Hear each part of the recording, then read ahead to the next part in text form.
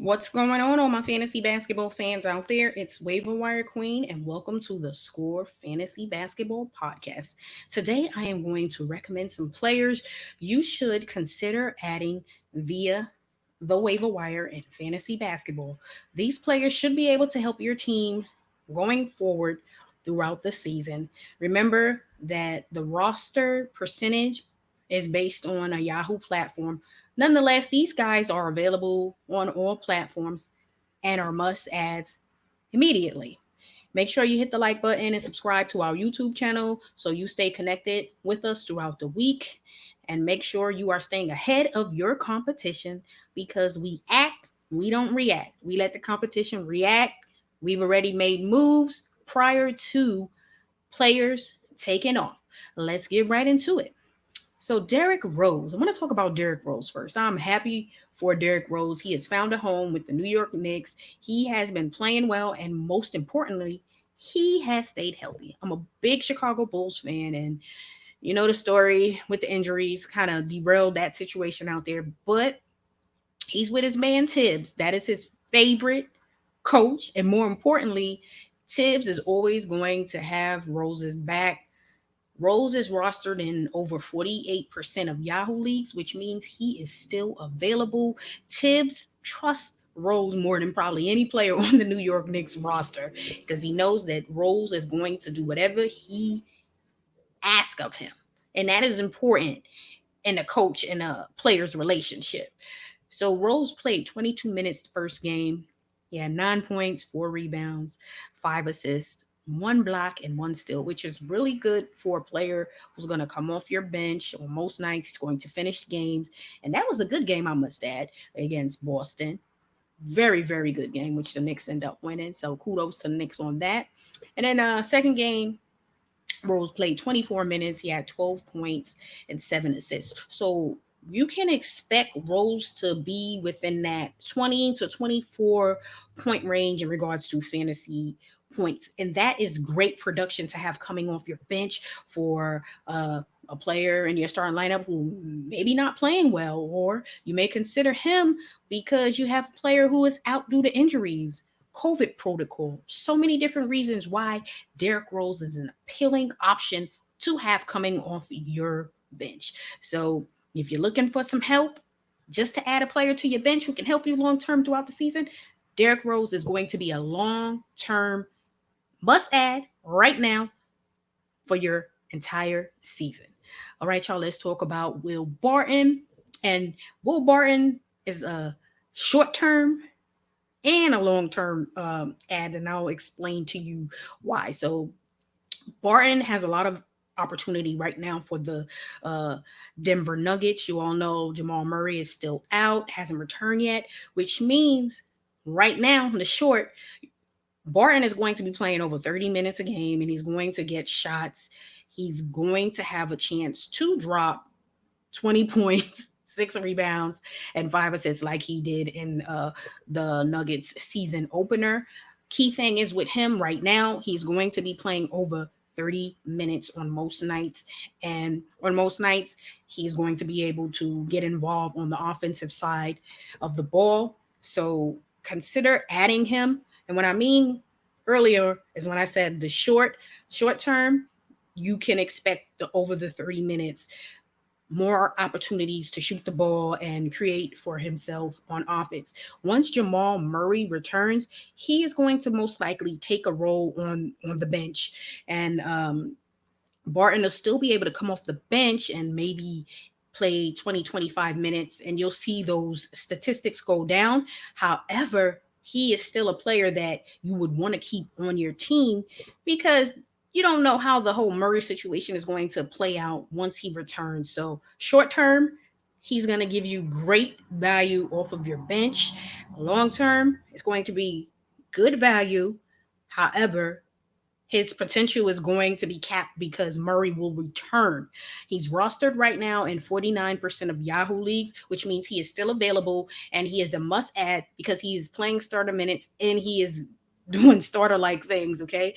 20.6 rebounds and 5 assists off of your bench is great production. So Even though game 2 he only had 12 points, he still was able to get involved in multiple statistical categories to help your team. So again, Will Barton, great value right now, and should be added to your team immediately. Don't wait. I'm telling you guys, we act, we don't react. He had a good game first night, solid game second night. Will Barton is capable of dropping buckets, so let's not wait till he drops 40, okay? Because he's capable of scoring the ball. So pick him up, and he's great value. Plays guard forward position, so you'll be able to slide him in at the guard some nights or at the forward spot. Let's talk about Nasri. That's right, center with the Timberwolves. So with Nasri last season, up and down, but he was still given solid production at times. So you can expect that from him. At times, you may see him play alongside Towns in the starting lineup, or if he's not starting, he definitely will be playing alongside Towns sometimes throughout the game. He's rostered in 11% of Yahoo leagues. He played a little over 19 minutes last night. You can expect him to play between 19 and 23 minutes per game, and he's going to give you rebounds, he's going to give you blocks, and he may score the ball, and he's going to do it at a high efficient rate. So his field goal percentage will be solid. So with Reed, he is a player you can add to come off your bench. You know, in fantasy basketball, the center position dries up quickly, so you will be desperate and looking for a center off of the waiver wire, and Reed is right there. And that production at 23 minutes is the max for him per game, and you're getting different stats that a center will give you on a nightly basis. He's a nice player to add at the end of your bench to help you on most nights. Now, let's talk about a surprise player, but nonetheless, a good, solid player. Patty Mills. That is right. Guard with BK. Woo! He came out smoking hot. 7 for 7 from 3. That's what I'm talking about in these fantasy basketball streets. When you got that kind of value on the waiver wire, you snatch him up quickly before your league mates do, and you'll be regretting it. So with Kyrie out, and it seems like Bruce Brown is no longer in the mix, Mills is going to get those minutes. On some nights, he's going to be hot and shoot 7 for 7 and drop 20 points. On some other nights, he may not have an efficient shooting night, but nonetheless, he played 29 minutes the first game of the season, scored 21 points. Second game, played 30 minutes, had 11 points and a few rebounds and a few assists. The key thing is Brown is not getting any minutes because he did not log any minutes game 2, which is strange to me. And then the first game, he only played 4 minutes. So Mills is definitely key and in the mix. And as long as he is getting 29, 30 plus minutes a game and he's able to shoot the ball, you add him to your bench because that is a great add. And guess what? We act. We don't react. We stay ahead of our competition in fantasy basketball and make sure that we are doing the best that we can to win. And I always say this, we build our starting lineup, but what's going to be key is that bench because there is so much going on. And Pat Mills is a great player to add to your bench, especially if he's getting over 30 minutes per game and he's getting the shots. So he's getting the shots, he's getting the minutes. He's going to be a great add. So again, guys, go on out there and pick him up, pick him up, pick him up, pick him up. That's what I'm talking about. Let's talk about Eric Gordon. Nice ad. He's never drafted. He hasn't been drafted in the last few years. People always end up picking him up. Okay, so he is definitely available. He is out there, and I don't want you guys to wait until he goes off for 30 points, and then you're rushing, trying to put a claim in for him, and everyone else in your league has done the same thing, and then you miss out on him. So right now, pick him up. Put him on your bench. He was efficient first night from the field, which some nights you're not going to get that from Gordon because he's going to shoot a lot of shots and he may not be efficient, but he's still going to get you 15, 20 points. However, first night, 15 points off the bench, was efficient, had a really good shooting percentage. should see about 20, 25 minutes per game, which is good off the bench. And he's going to score the ball. So Houston's second game, he had 22 points. So you see what I'm talking about here. He's going to score the ball. And let's not wait for Eric Gordon to get hot and drop 30 points on someone. And now everybody's rushing to pick him up. So you pick him up now because we stay ahead of our competition. We can see that Gordon is going to be a part of Houston's offense going forward, coming off the bench until, say, they may trade him. We don't know when that's going to happen. However, for right now, we know that he is going to be in the mix and he has great value. He's on the waiver wire. So pick him up ASAP. Must add, because 15, 20 points, that's great production off of your bench on nights where you may have someone who is out. They're off. Load management. You know how that load management is. You know how it can be when you expected one of your guys to play and they're out. Load management. So a player like Eric Gordon can come and help your team, and I only recommend him in a head-to-head or a points-based league, pretty much because he's only really gonna get you points. So any type of league that is based on points, Eric Gordon is going to get the points for you. So add this player to your team and just let him sit on your bench, because if nothing else, it's all about strategy. I got him on my bench, so my opponent is not adding him and he doesn't beat me with Gordon. I'm going to beat him with Gordon because I'm either putting him in my lineup or he's sitting there right there on my bench and you can't have him because I got him. Let's talk about Nicholas Claxton, center with BK. So last season we were able to see some flash of talent from this young man. He's rostered in 27% of Yahoo leagues. He started game one, their first game of the season, and he scored 12 points, 7 rebounds in 24 minutes. Didn't have a good second game, but nonetheless, what we're seeing is BK is going to utilize him over Aldridge. And that's a good thing because the kid can play. If nothing else, there are going to be those nights where Harden's going to be throwing alley-oops to this guy to be running pick and roll with him, and he's going to throw it up to the rim, and this kid's going to dunk on somebody some nights, and he's going to get you the rebounds and then maybe throw in a block here or there. So if nothing else, he's a player you can add to your bench. Waiver wire players are guys who may be able to come in and help your bench. Or you may find a player like Scottie Barnes out there who should be in your starting lineup because he is balling out. This rookie is already playing his tail off to start the season. The talent is there. Yes. Toronto has hit on a true forward, a really good player that they can build around, okay? So he's rostered in 65% of Yahoo leagues. Just seen somebody pick him up in one of my leagues. Damn it, I missed him. But nonetheless, I knew that the talent was there and opportunity is there because Toronto is definitely, in my opinion, in rebuild mode. And you got a young building block like Barnes. He played 33 minutes, scored 12 points, 9 rebounds, but he had 6 turnovers the first game. But nonetheless, still good, right? Yes.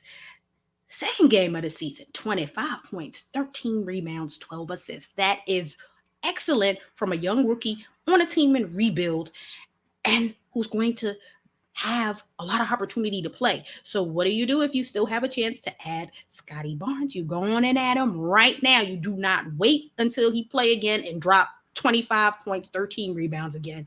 You pick him up right now if you have the opportunity, because this is what we're going to see throughout the season. And if nothing else, he's a player you can build on if you have a dynasty league. Definitely add him or just put him on your bench and wait and watch him perform, and then you can insert him in your starting lineup once you have the confidence in him. But 12 points and then increase it to 25 points, that should tell you that he's going to be in the mix, and on most nights he's going to at least be good for 15, and he's going to rebound the ball. So that is good.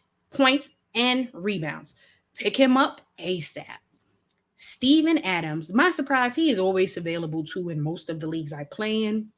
So he's rostered at 69% of Yahoo leagues. He played 32 minutes first game of the season. He had 8 points, 14 rebounds, 3 assists, 1 steal, and 1 block. What you're going to get from Adams is rebounds, and you're going to get a lot of rebounds from Adams, and you're going to get some blocks.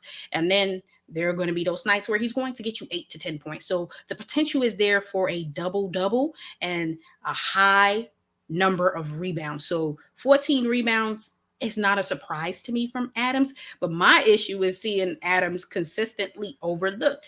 He can get you a double-double. And again, when you're getting that double-double, so it's going to be 10 points, but it's going to be 14, 15 rebounds, which is great. And he's going to shoot a high percentage from the field. So what are you going to do if you still have the opportunity to pick up Adams? Go on and pick him up ASAP. Don't wait until he has that monster game where he has 20 rebounds and 10, 15 points. No, go on and pick him up if you have the opportunity to pick him up. Do so immediately. And let's talk about Darius Baisley Ford with OKC. So Baisley is going to play 30 minutes per game. He's going to score the ball, get you 12 to 15 points, and may get you some rebounds. He's not going to shoot a high field goal percentage, so I don't recommend him in any categories-based league, but I do recommend him in a points-based league because he's going to play over 30 minutes, and he's going to get you at least 12 to 15 points, 6, 7 rebounds, which is still good value. And it's not good enough to be your starter, but it's good enough to be a player to come off your bench and help your team on nights when, again, I will keep saying it, and you know how I feel, load management. Y'all know how that load management is. Don't act like y'all don't know, because that load management may hurt you sometimes throughout the season. But guess what?